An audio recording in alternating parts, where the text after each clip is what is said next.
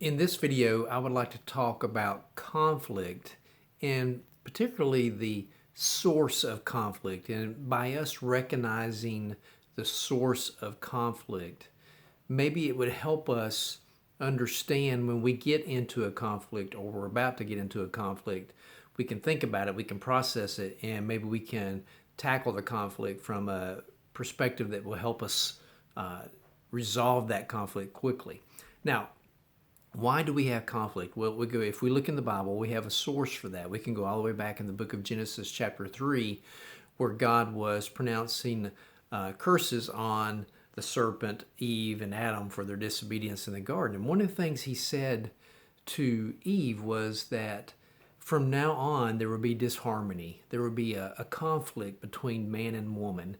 Both would struggle for power and leadership instead of working in harmony like they did in the garden before they sinned.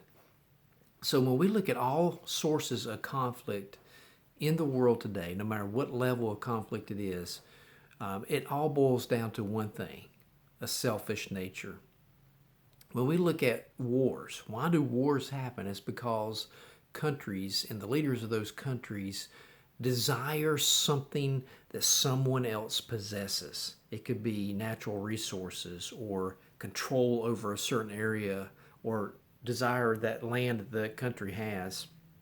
You look at a source of conflict in our own political systems. It's because you have parties, individuals in those political parties that are selfish at heart and they are trying to get what they want, and they're constantly at conflict. Now let's take it down to the micro level, if you will, back into our own homes. Why do we have conflict in our homes? Why does a husband and wife, why do siblings, why do boyfriend, girlfriend, why do we struggle? Why is there strife in our home?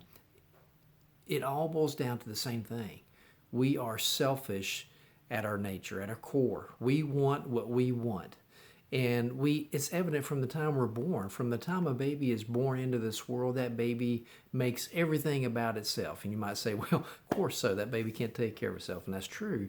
But there's an innocence to that selfish nature that's being displayed through a baby and a toddler and a preteen and a teenager. As we grow older, that selfish nature is just displayed in different ways.